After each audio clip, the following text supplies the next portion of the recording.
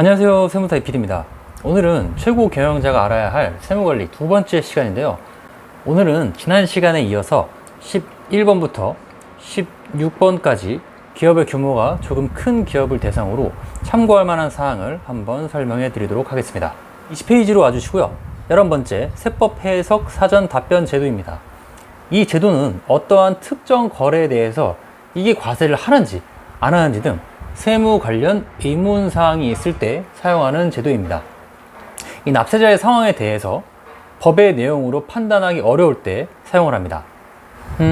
한번 예를 들어보겠습니다. 이 납세자의 상황은 숫자 5라는 상황인데요. 이 법에서 1, 2, 3, 4에 대해서만 규정을 하고 있고 5에 대해서는 판단을 하기 어려운 상황이 벌어질 수 있습니다. 이럴 때 쓸 수 있는 제도입니다. 보통 홈택스에 질문을 올리는 수준을 넘어서 공식적으로 국세청이나 행정안전부에 서식을 갖춰서 질의하는 것을 의미하고요. 답변이 오면 그 답변을 바탕으로 세무 처리를 하시면 됩니다. 통상 이런 제도를 쓰는 사항은 많이 없으며 세무 대리인을 거치시면 웬만한 문제들에 대해선 판단이 가능합니다. 신청 및 이용 방법은 아래와 같으니 한번 참고하시면 되겠습니다. 12번째, 중소기업 세무 컨설팅 제도입니다. 이 제도는 작년 매출 기준 1,000억 원 미만의 중소기업을 대상으로 세무 관련 도움을 받을 수 있는 제도인데요. 이 제도는 첫 번째, 현재 시점에서 앞으로 세금 관련된 이슈를 이렇게 정리하셔라, 혹은 이러한 세액 공제들을 받을 수 있으니 참고하라는 등의 세무 관련된 조언을 들을 수 있는 부분이 있고요. 두 번째, 경종 청구나 환급 또는 세금을 납부해야 될 사항이 있을 때 세원 관리를 원스톱으로 해주겠다는 내용과, 혹시 법인에 연구 전담 부서나 연구소가 있는 경우에는 그 연구인력 개발비 세액 공제를 받으시는 분들이 있거든요. 이러한 인건비나 재료비 같은 사항에 대해서 이게 세액 공제 대상이 되는지 사전 심사를 청구할 수 있는 그러한 혜택이 있습니다. 혹시 이러한 세무 컨설팅에 대해서 관심이 있으신 분들은 신청 기한이랑 혜택, 여러 가지 사항에 대해서 한번 확인을 부탁드리겠습니다. 13번째, 연구인력 개발비 세액공제 사전 심사 제도입니다. 이 제도는 바로 앞 페이지에서 설명드린 사항과 연결이 되는데요. 기업부설 연구소나 연구전담부서가 있는 법인을 대상으로 하는 제도입니다. 이 연구개발 활동에 지출한 그런 여러 가지 경비가 있을 텐데요. 예를 들면 연구전담 인원의 인건비 혹은 연구소 재료비, 위탁 연구비 등을 지출하셨는데 이러한 지출 내역이 세액공제에 해당하는지 애매할 수 있습니다. 이 애매한 부분을 국세청에 사전 심사를 의뢰하여 심사를 받을 수 있습니다. 이 장점은 사전에 심사를 받아서 공제를 받을 수 있다는 결론이 나오면 향후 세무조사에서도 큰 문제가 되지 않고 세무 처리의 방향이 명확해진다는 장점이 있습니다. 다만 단점은 해당 자료들을 다 제출해서 국세청에 사전 심사를 의뢰해야 하는 부분이 있어서 각 연구사항을 별도로 정리를 해야 되고요. 또한 이를 신청하는 회계팀, 재무팀 담당자들의 자료 시간이 절대적으로 필요합니다. 그래서 실무상 쉽게 하기는 어렵겠지만 혹시 궁금하신 분들은 한번 해보시는 것도 좋을 것 같습니다. 다음은 14번째, 세법상 조세지원제도. 이번 강의에서 이 부분이 제일 중요하겠네요. 전체 내용을 짧게 보여드리면 첫 번째, 창업 시의 세제 혜택.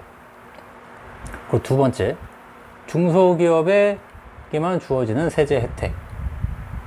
그리고 세 번째, 일자리 창출 시의 세제 혜택. 네 번째, 기계 등을 투자했을 때의 혜택, 그리고 연구개발 관련된 혜택. 혹시 기업 구조조정을 했다면 그 구조조정에 따른 세무 혜택. 그리고 마지막으로 조세 지원에 따른 주의사항, 이렇게 7가지로 구성되어 있습니다. 하나하나 한 번씩 차근차근 보도록 하겠습니다. 첫 번째 사항은 창업 시에 만약 이익이 발생하여 세금을 내야 할 경우 이를 감면해 주겠다는 사항으로 창업한 곳의 위치 그리고 창업자의 나이에 따라서 50%에서 100% 세액 감면을 해주는 사항입니다. 요건이 굉장히 까다로우니 주의하시기 바라면서 다음 두 번째 사항은 중소기업에만 주어지는 혜택입니다.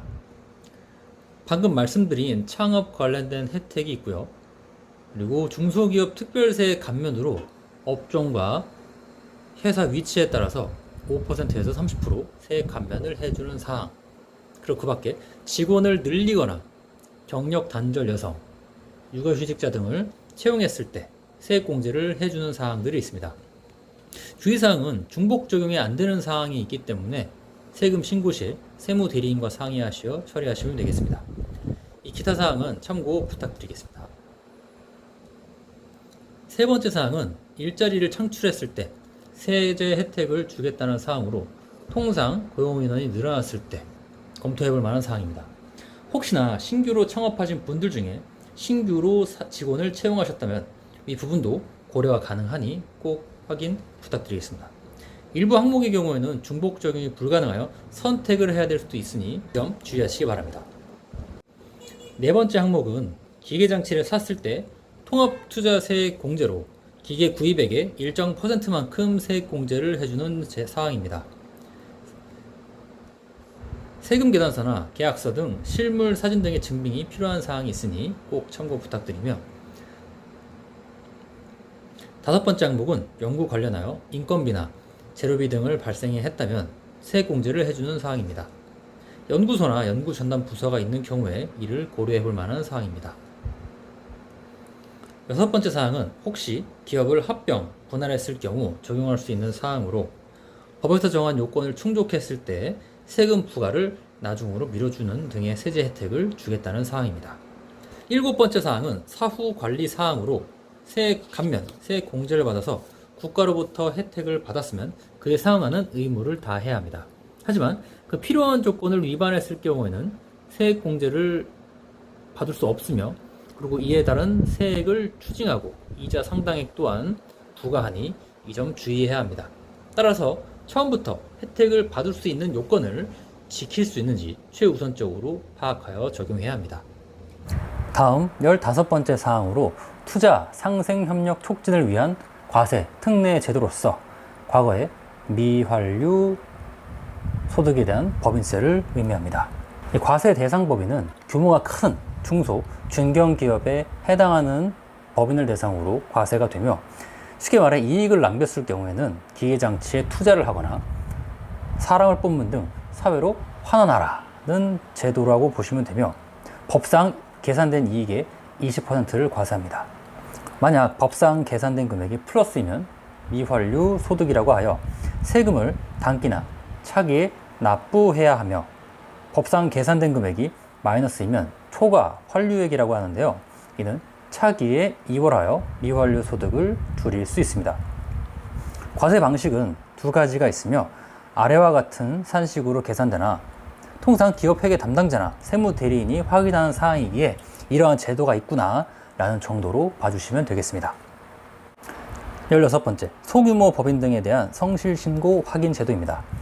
이 제도는 개인 사업자의 성실신고 제도와 유사하며, 그 대상은 부동산 임대업이나 금융소득으로 운영되는 법인의 형태를 띤 가족회사이거나 성실사업자였던 개인이 법인으로 전환하는 경우에 그 대상이 됩니다. 여기에 해당될 경우 각종 장부 작성 등이 조금 더 까다롭게 검증된다라고 보시면 되겠습니다. 네, 이번 시간에는 11번부터 16번까지 한번 알아봤고요. 다음 이 시간에 이어서 계속하도록 하겠습니다. 감사합니다.